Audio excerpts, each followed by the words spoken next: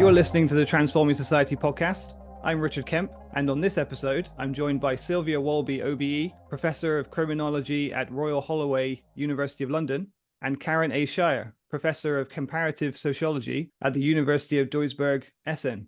In their new book, Trafficking Chains, Modern Slavery and Society, published by Bristol University Press, Sylvia and Karen discuss the huge global problem of trafficking and modern slavery. A problem so huge, in fact, that the United Nations has prioritized its elimination by 2030. It's easy to forget that trafficking and modern slavery exist. Hidden deep in society's underbelly, they're big business. It's why in 2004, for example, a group of Chinese cockle pickers drowned on Morecambe Bay. This was a horrific headline story at the time, and there have sadly been plenty more stories since. In their new book, Sylvia and Karen revealed the core issue to not be one of crime, but of regulation of the economy, better welfare, and social protections. In it, they expose the forces behind trafficking and modern slavery as the intersection of inequality of gender regimes, capitalism, and the legacies of colonialism. Sylvia and Karen, welcome to the Transforming Society podcast. Thank you, Rich. Thank you. Thanks so much. I'm really looking forward to talking about your book today. The title of your book, Trafficking Chains. Can you explain what a trafficking chain is and what it tells us about modern slavery? This is a book about coercion in the global economy. And the concept of chains has long been a subject of study and analyzing how global economic activities impact on labor rights, on gender equality, on human rights more broadly. We find this in the analysis of what some researchers call commodity chains. For instance, people picking flowers in Africa and sending them to supermarkets in Europe. We find it in global value chains, companies like Nike and the tiers of subcontractors that they have throughout the world to produce sneakers that are mainly sold in higher income countries. We find this in labor supply chains that more or less these days are moving migrant workers from low and middle income countries to higher income countries. We find it also in care chains, people being recruited for domestic labor or for cleaning homes. And the global economy, organized in this way, is basically about the flow of value over time and space. In all of these chains, there's some flow of value and profit taking all along the way over time and space. Trafficking chains, we define as flows of value involving coercion. Coercion may be part of any of these chains, commodity, labor recruiting, care, supply chains, and are the source of profits in the global economy. But when it's coercive, then we can speak of trafficking. Well, thank you, Karen. So the way you're describing it there makes me think of supermarket supply chains is what that's making me think of. Is that too simplistic, the way I'm understanding that there? It's not too simplistic in that we may think of these supply chains more locally, but look on the back of the products that you're buying at Marks and Spencer's and you'll see that they come from all over the world. And the question is, how do they get there? Who's picked them? Who's traded them? Under what conditions have the people picked them? What wages are they getting? Are they forced to live in certain accommodations? All those things are factors at any point in time that may involve some form of coercion. In your book, you say that migrants make up 1/3 of all victims of trafficking or modern slavery globally, and that migrants of a minority ethnicity are most likely to be trafficked. This is due in part, you say, to economic inequality from colonialism, but also capitalism and gender regimes. Could you explain these three main forces of inequality and how they affect one another? Yes, trafficking and modern slavery are constituted by multiple forms of inequality. Capitalism, obviously, because of this concerns the extraction of profit, and capitalism is organized around the extraction of profit. But it's not only that. This is extraction of profit under duress in situations of vulnerability. These are forms of coercion. So we're looking at additional forms of inequality, not only the conventional ones. So we're looking at issues of coloniality, the history of those empires which create situations of vulnerability from which the disadvantaged migrants move from poorer parts of the world to the richer parts of the world. And also gender regimes. this is also very specific forms of inequality and very specific kinds of exploitation. In relationship to gender regimes, we've looked particularly at issues around sexuality and sex trade. So we need these different kinds of concepts of both capitalism and of coloniality and of gender regimes in order to put together that picture of these multiple inequalities which are shaping trafficking and modern slavery. Thanks, Sylvia. I said at the top of the show here, and I took this from your book as well, about the Chinese cockle pickers in Morecambe Bay. I was just wondering, with that story, like how does that story relate to what you've just said there? These were a group of workers who were in situations of vulnerability in that they didn't understand the local working conditions. The tide came in very fast and they drowned. They weren't looked after. The work wasn't properly regulated. The people organising the work hadn't ensured that the health and safety of their workers was properly looked after. So this was a situation where these workers from a different country were exploited in their situations of vulnerability with these terrible consequences, and that they drowned in Morecambe Bay when the tide came in very rapidly. The attempts to regulate that were then to look at these very specific conditions of these workers. And in Britain, we called it the gangmasters regulations. That this was a group of workers, they called it a gang. And they've attempted to put in specific regulations so that the people organising these groups or gangs of labour are supposed to look after them much better than they did. They've started to do that. That's been a question of development of policy. The Gangmasters Association has been asking for more powers and more resources and more capacity for them to be able to do their jobs properly. Kind of related to that then with law, basically, that you discuss law in your book. Quite often you're bringing up how the EU and the US differ in their approaches to law. Do we need consistency in law worldwide? And what damage has already been done by this inconsistency? We need law at all of those levels. So the international level of law has been really important. In the book, we focus on the UN convention, the Palermo Convention in 2000, which is applicable to all member states of the United Nations, which is almost all of the countries in the world. And then different countries have implemented it in different ways. And European countries have tended to focus more on regulation of the economy and welfare. And America, which has less developed issues around issues of regulating employment and welfare, has tended to use criminal justice to a greater extent. So we see different kinds of regulations. But let me give you a flavour of the total range of what could be done. So it's not merely asking for consistency with the international protocol and for countries to implement that properly and consistently, but it's also thinking about the extremely wide range of policies. Trafficking is a crime. It's wrong. It's immoral. It's against human rights. And it is correctly identified as a crime. But whether criminal law is the best way of actually reducing it, we're not quite so sure. So, for example, some of the people in situations of vulnerability are fleeing war. If you want to ask a really big question, you say stop war. Look after the people who are fleeing war. Look after the refugees fleeing war. Those are people in situations of vulnerability who may well be exploited to the point of being trafficked. We need to think about issues of international development. Trafficking is now one part of the Sustainable Development Goals of the UN. The World Bank group has said that since 2016 it will implement these goals. Will it actually effectively and thoroughly implement the policies which are necessary to regulate international capital so that we see that financial development gives priority to the well-being of people in situations of vulnerability? These are issues to be developed in policy. We've got questions of regulation of industries. What kinds of industries should exist? So, for example, organs.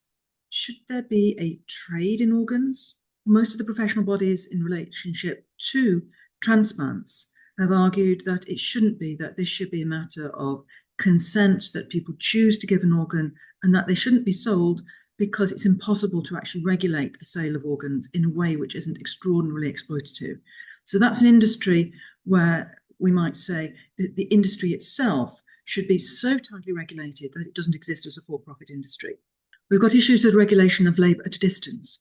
Karen gave us examples of these long chains in which labour and value is moved from one part of the world to another. We've seen really interesting innovations in attempting to regulate those chains. The UK Modern Slavery Act introduced this, where companies had to have due diligence, look at all the different components of what was making up their products, all the way back to their origin. Really difficult to do. Sanctions aren't really yet there. People don't really think it's yet been effective, but it's a site of development of some really interesting potential policies to go back and regulate the supply chains. Then we've got labour intermediaries, such as the gangmasters, the people who are organising these bodies of workers. Are they properly regulated? And when people move from one country to another, they will often be charged fees for moving from one country to another. Now, internationally, that's been subject to a lot of critical analysis. Should these fees really be paid by the employer rather than the worker? They've sometimes given rise to enormous amounts of debt, which the worker has, which make them extremely vulnerable. And so there's a question about whether those debts should be taken on by the employer. We've got issues of welfare. Should migrants be excluded from welfare? Should they not have full entitlement to all of the forms of welfare that any other worker in the country has access to? And fundamentally, access to democracy. Is everybody party to the political decisions which are made, which are relevant to all of this? So you can see from this, we have a very wide range of policies, all of which have got a legal basis, which we think are worthy of study in order to push back on trafficking on slavery. Yeah, absolutely. Going through your book, Sylvia, just there's so much that can be done that you talk about in your book that leaders and policy advisors can now take, and actual actionable things that can be done for the betterment of society and for everybody suffering. The numbers in your book that you quote are absolutely staggering. The International Labour Organization estimates that 49.6 million people were in modern slavery on any given day in 2021. However, only 49,000 people were registered to be in trafficking in 2018. You also say that every registered victim in the EU costs €312,756, but that's just those who are registered. How difficult is it to gain a true picture of trafficking and modern slavery? How does this affect authorities' ability to help those in need? The number of people who are registered as victims of trafficking is the absolute minimum number that we know. That's that number of 49,000, which is collected together by the UNODC, the UN Office of Drugs and Crime. Those are people who are known about by the authorities. Most people are not in contact with the authorities at all, which is why we see this much larger estimate produced by the ILO of 49 million people. Oh, sorry, you said the IMO, I think? The IMO, the International Labour Organization, thank you. in coalition with Walk Free and the IOM, have been working on these global estimates to produce estimates of the number of people in the actual population, not only those who are registered. These numbers are under development. The methodology is under development. They use surveys. They patch together evidence from all sorts of places. So this is a major site of scientific work to attempt to develop the methodology so that these numbers overall are made better. One of our contributions to this was to estimate the impact of trafficking on society and to give it a cost. And that's where this 300,000 euros came from. This was work for the European Commission. What that does is to ask how much money is put in the services, the criminal justice, the specialised welfare services, how much money is lost to the real economy by its diversion into the criminal economy, and what is the loss in the value of human life and the experience of human life. And these are estimates which follow the conventional method of costing, and they are an extraordinarily large sum. And they would be much bigger if it included all of the other people who are not yet registered. So yes, these are forms of development of the estimations, and all of them are extremely large. With it was so helpful for me to kind of understand more through you giving actual numbers and figures, like actual economic cost was so helpful. I do want and part of it was like, oh yeah, I can use this number and I can say it to people when I'm in a debate about immigration, for example, and we can and you go in and out of zigzagging in and out of that arena. And I suppose I was wondering, like, will quoting that financial number to people who emotionally have already got their minds made up on stopping immigration. That's these people who want to stop illegal immigration, but also legal immigration to a certain extent as well. Are we going to be able to kind of broach the gap with those people? Two issues there. I wouldn't normally lead any argument about ending trafficking with its cost to society measured in terms of a pound sign. I think the most important issues are to do with the immorality of these extraordinary forms of exploitation, and the fact that this has been recognised in every country around the world as constituting a crime. This is criminal exploitation using coercion. And I think that should be the major focus. The estimate in terms of money is maybe useful for when people are discussing what level of priority should be given to different kinds of policy interventions. And I think at that point, it's helpful to see the damage to society that that's produced. I think the issue of migration is quite a different one. It's people in difficulties who are then subject to these extraordinary forms of exploitation.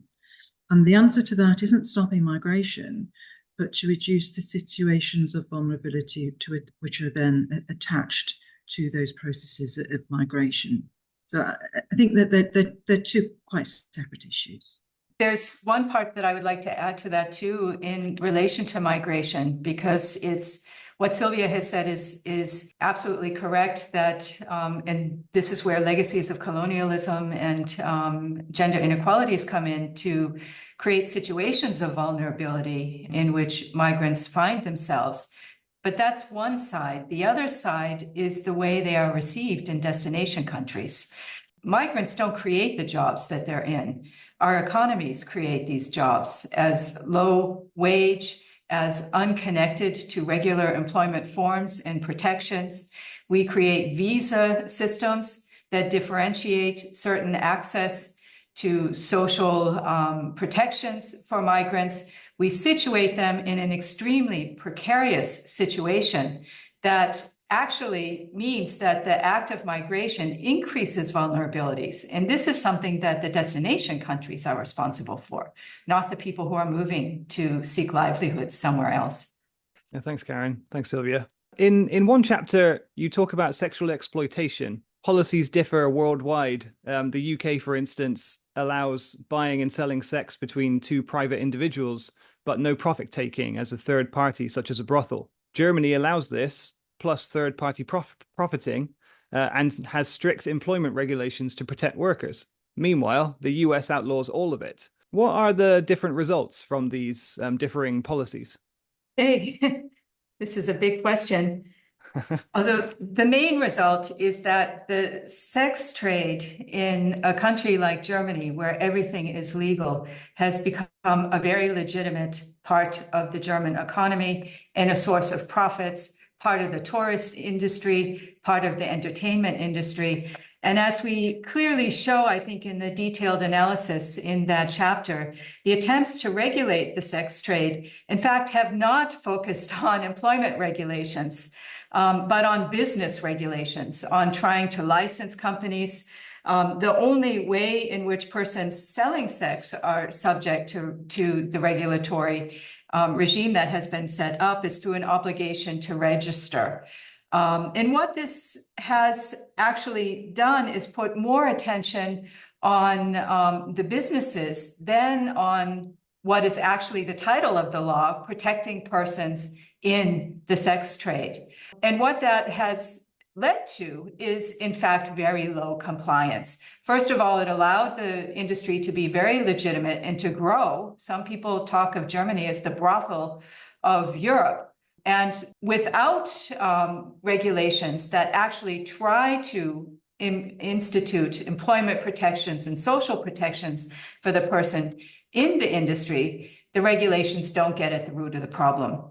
At the same time, it creates a sector of the economy which is highly profitable, and even more profitable if businesses don't comply with the regulations. And we know from German statistics, the statistical agency actually collects information about the industry. That's how legitimate it is. We know from those statistics that really only a small share comply with the licensing regulations. That means that a large part of this is in the informal economy, as it is in any country, no matter how regulated, but it's a much bigger part of the economy in Germany than it is anywhere else. The problem is, of course, the profits that are to be had and the profits that are to be taken. And for that reason, going back to something that Sylvia said earlier today when we were talking about organs, we have to really seriously consider, should this be part of the economy?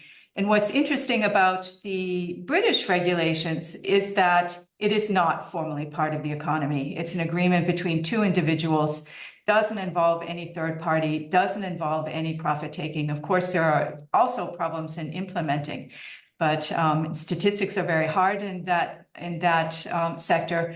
But it seems that it's certainly a much smaller part of economic exchanges than it is in Germany. Going on from that, you quote in the book from a German police officer stating the difficulty in ensuring the health and safety of prostitutes. The officer talks about being able to walk into a brothel and recognize many of the workers. Nowadays, he says, the workers are mainly short-term traveling workers, which diminishes any possibility of creating a relationship with the workers and being able to protect them. Do the problems from this police officer, do they link back to your three forces of capitalism, colonialism, and gender regimes, excuse me?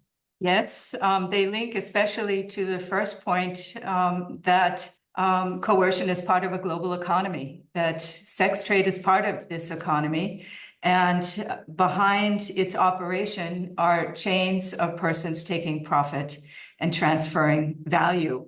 I think that's the most important point, that it's mostly women who are ethnic minorities or from low and middle income countries, often very racialized. That has, of course, everything to do with colonial legacies, with gender regimes, and with how they prey on persons in some of the lowest income countries in the world. And what this case is also pointing to is how legalization in Germany is not just a problem of compliance, but also of misrecognizing the way in which this is part of a global flow of value and flow of profits. Because somebody is behind these movements of mainly women, from German brothels to Belgian brothels to Dutch brothels to other parts of Germany. And most of them who are registered are from Romania or other EU countries. So also we have dynamics of the periphery of Europe playing in here. And of course, post-socialist countries have colonial legacies of a different sort. But if we look at the expansion of the EU and how that is feeding in to the kinds of exploitation that we see within the European context, that is a very good example, because these are mobile workers. They have the right to go from one place to the other, and they don't need to be registered. They're fully legal, but still they're being traded across borders in this way. People are suffering in all these ways that you've been saying about today, and that it seems that as long as people are kind of kept individualized and able to be separated, not grouped together, and therefore not supported, like this, it appears that it will continue. Am I understanding this right? I could be slightly more optimistic than that, on the grounds that more people are aware of the nature and extent of trafficking and modern slavery. So we are now seeing a series of interventions which attempt to deal with it. So we'll see at multiple UN bodies. For example, the International Labour Organization has been working on this since its Convention on Forced Labour in 1930, and has put renewed energy behind this, as we could see in relationship to collecting the data, which is so hard to get. We've got new UN agencies like the UNODC, the UN Office of Drugs and Crime, picking up responsibility for this new protocol in 2000. We've seen the European Union pick it up with the directive in 2011, and deciding to put some resource behind the implementation of this in all of its member states. So I think we've seen more energy and resources and capacity being put to attempt to address this issue, indeed, and in all of its multiple intricacies. The more pessimistic side is that we've been connecting trafficking modern slavery with regimes of inequality. And insofar as you see an increase of inequality, either in terms of capitalist inequalities, gendered inequalities, or colonial inequalities, then we're likely to see increases in trafficking and modern slavery. So to take the colonial, it would be nice to think of that as something from the past and we're only dealing with legacies, but actually we have contemporary coloniality.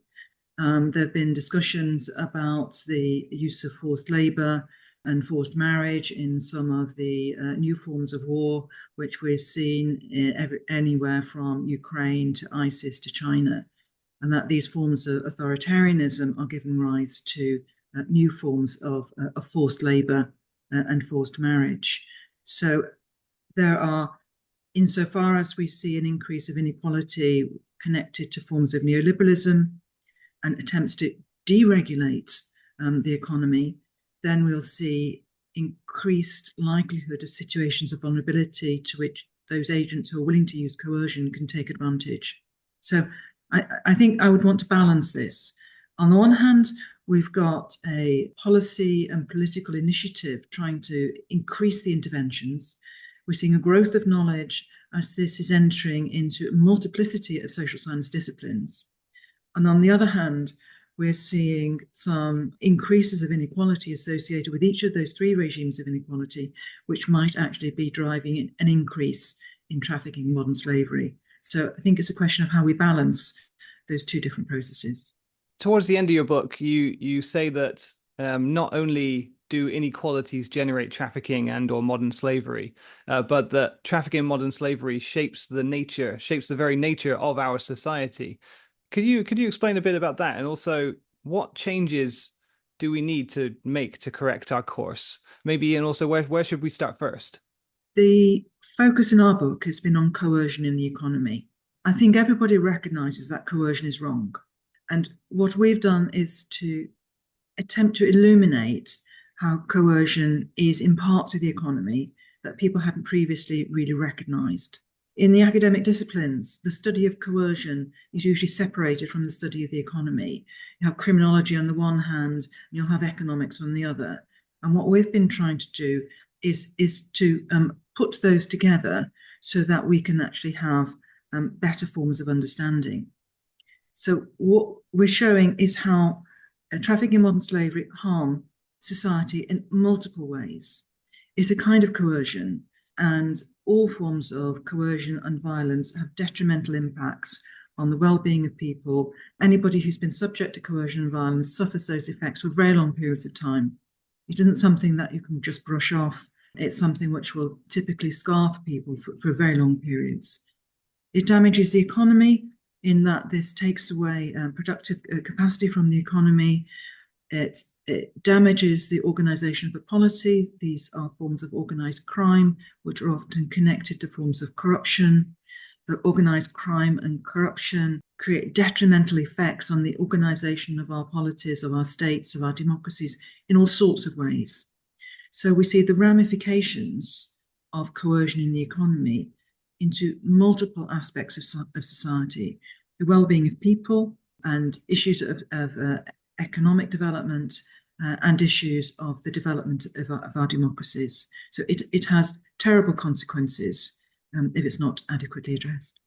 Sylvia and Karen, thank you so much for coming on the Transforming Society podcast today and discussing your book. It's been an absolute pleasure to discuss your book. I'm going to let everybody know in a moment where they can find it. But first, I wanted to ask, is there anywhere that we can find you online? Thank you very much indeed for inviting us onto this. And each of us have websites where you can find us. If you put our names into Google, Sylvia Walby and Karen Shire, you will find us each, and you will find the websites on which you can find our publications and other activities. The book is available open access. So while if you would like to own a real copy, you can buy it, it is also available open access to anybody who would like to read it. And you will find that also from the Bristol site and from our own websites. Excellent. Thank you, Sylvia. Trafficking Chains, Modern Slavery in Society by Sylvia Walby and Karen Shire is published by Bristol University Press. You can find out more about the book by visiting bristoluniversitypress.co.uk and also transformingsociety.co.uk.